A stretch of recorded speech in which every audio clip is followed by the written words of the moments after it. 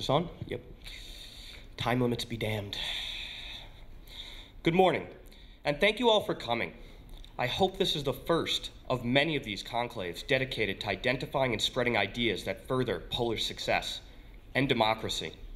As many of you may know, since I'm delighted to call many of you my friends, and I hope to be able to say so about the remainder of those present very soon, I have been engaging Poland more and more deeply in multiple arenas the last few years. First and foremost, I've desired to further my father's legacy. His was a great legacy, dedicated to showing truth on the most elemental human level, in the way that people hold power over one another, the concept of liberty. His ideas and his words never yielded to the panoply of coercive forces around him, and this is why he resonates today. He was a believer in democracy. With all its pitfalls, he saw that it provided the only system that allowed, maybe not always encouraged, but allowed truth to become the highest social value. He was also a student of the great classical liberal, Englishman Edmund Burke, and believed that democracy needs to be actively fought for by principled opposition in order to be preserved. Without this defense, it is never more than a generation from being lost. My father passionately lived this ideal in both Poland and in the United States. Logically, with the goal of furthering my father's intellectual legacy, I have also deeply engaged, if not embraced, the Polish political and economic conversation. This was the arena in which my father always sought to inform the discourse, often publicly, often to the dismay of the powers that be, and often to his own detriment. Incidentally, this allows me to blame my own behavior on heredity.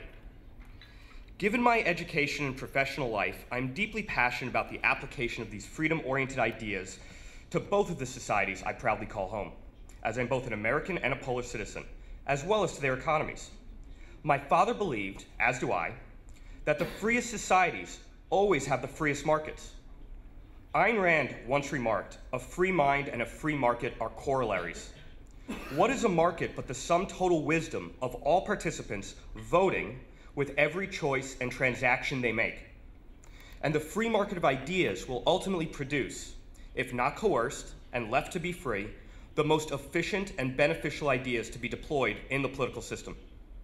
Free markets may not always be perfect, but they seem to be the best creators of societies that are most free.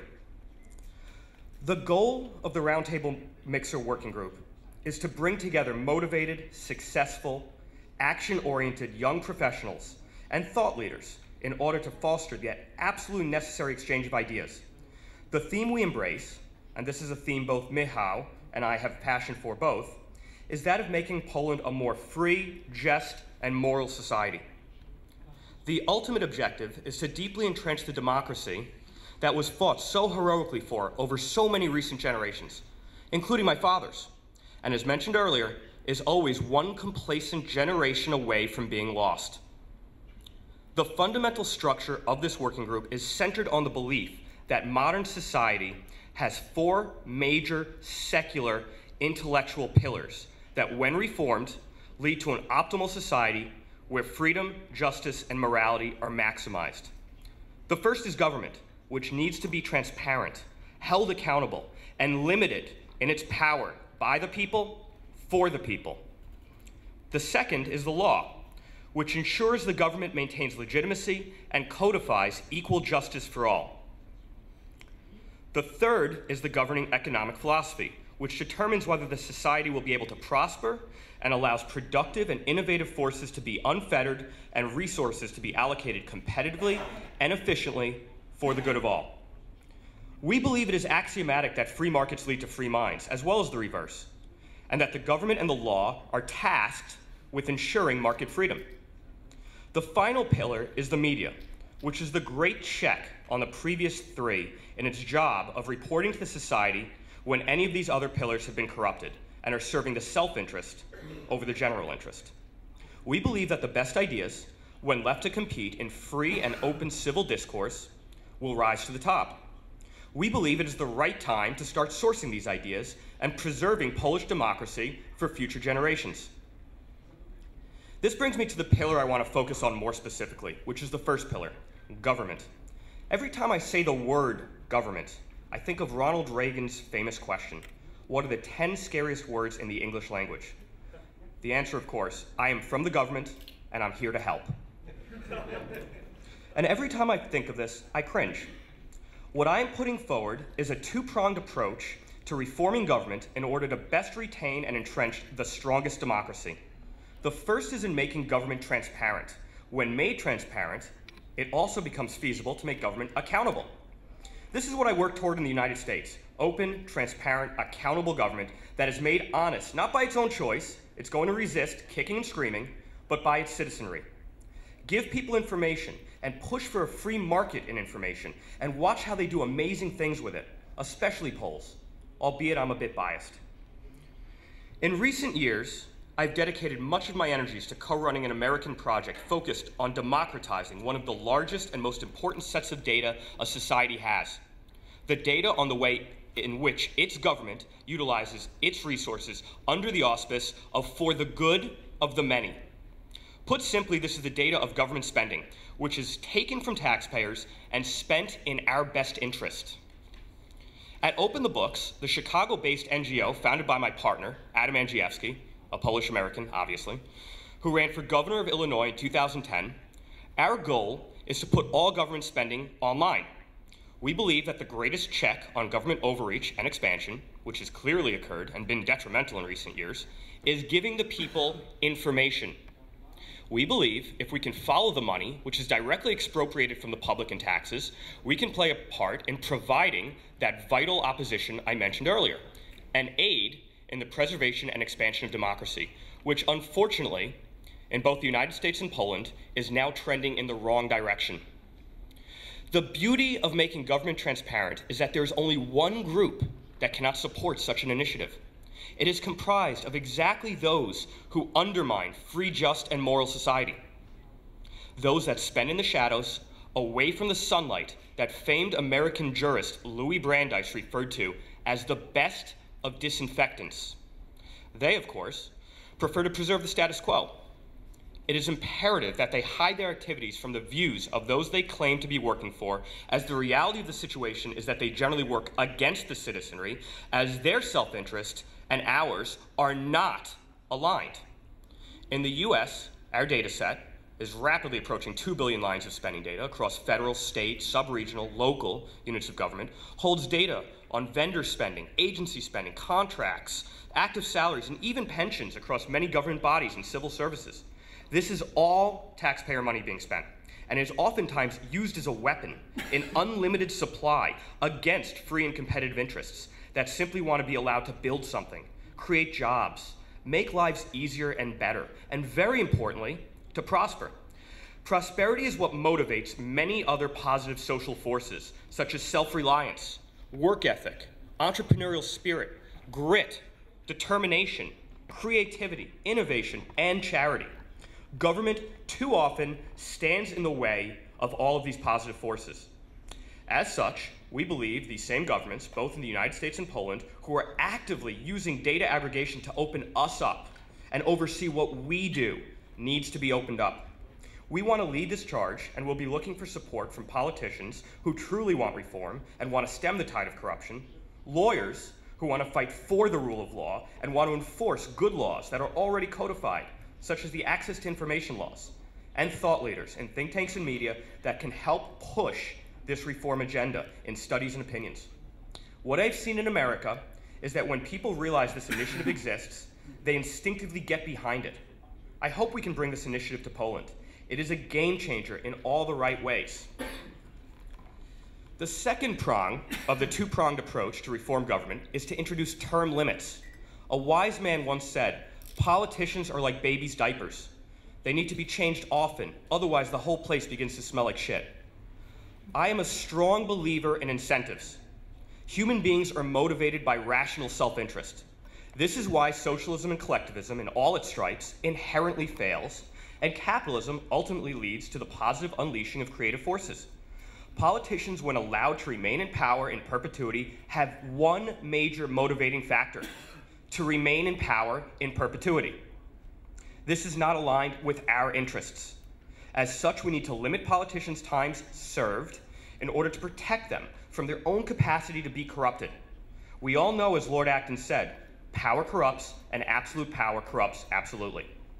We need to remove the institutional incentive that is created, whereas politicians want ever more and will work at our expense to serve these natural desires for ever more. The spoils system that non-term limited politicians create for themselves is a new class, that of a privileged political elite. This is anti-democratic and anti-capitalistic. Privileged elites do not compete, they bestow. This generosity logically flows to friends and families, and even, in many brazen instances of political corruption, to themselves.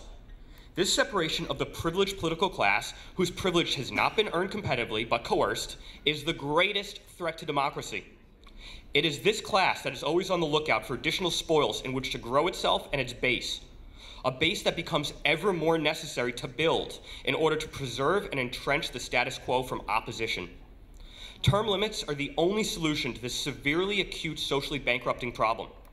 It reduces the incentive to fight for these positions by those who would act purely on parasitic impulses, as the long-term personal economic impact is reduced. Of course, there will still be many with parasitic impulses who want to dine at Amber Room at taxpayer expense. But the wonderful thing about this solution is that no matter what trickery they resort to, they will not be there forever in a system with term limits. This also creates more incentive for those who have created something, GDP, jobs, a business, etc., to enter government for a pre-delineated period of time, earn their position based on their experience, and leave a legacy of productivity that in many cases will have had a more positive impact on the citizenry given the reduced incentives to those who would extort. We endeavor to have a political body who are less concerned with perpetuating their own permanent status, but want to help us, the citizens, in creating a more democratic Poland. We believe we have to reach out to the younger generation of politically oriented, service-minded, educated Poles, and especially attract those who did not grow up in the toxic communist political culture or the post-communist period land grab where the generation still poisoned by communism engaged in entrenching this current class of political elites. It brings to mind something my partner, Adam Andrzejewski, frequently says about Illinois when I see how this group of elder generation politicians acts. If anything happens for the good of the people, it is entirely by accident. Too often, as of late, the engagements of the political class have been at the expense of the people and our democracy. The OFA pension nationalization, for instance, or the tapes that Prost published showing us how duplicitous this class really is. Hearing that Belka, from his own mouth, was willing to steal from almost 40 million Poles by printing money to influence an election for his friends. Watching the security service attempt to molest journalists and steal evidence from Prost's offices. And most recently, the debacle of being unable to hold an election cleanly and openly, and threatening to those seeking oversight with arrest and imprisonment. Democracy is being actively undermined by a generation that was educated in business as usual under the most evil system of political subjugation in the 20th century. This generation is more concerned with the preservation of their protected status. One needs only look at Polish wages to see this point. Amidst 40% GDP growth since the year 2000, newly created wealth did not trickle down commensurately to Polish wage earners. Why? Because the political elite absorbed it and grew government, aka their base, instead. The only solution I see to force an inflection in this growth of this governing class of political elites is by term-limiting elected representatives going forward. This is a long-term goal. First, we need to make the government transparent and accountable. Then we need to change the current batch of babies' diapers. And only then can we push, by popular referendum, legislation to institute term limits. Poland is a young democracy. Let's make it a long-lived one. I leave the discussion of term limits with one final quote. When it becomes serious, you have to lie. This was exclaimed openly a few years ago by veteran Brussels dealmaker Jean-Claude Juncker, then Prime Minister of Luxembourg, and now, as of this year, the President of the European Commission. Is this really the kind of leader that should be at the helm of the ship of state, stuck like a barnacle on the hull forever? Personally, I think not. This question applies to America, Europe, and Poland.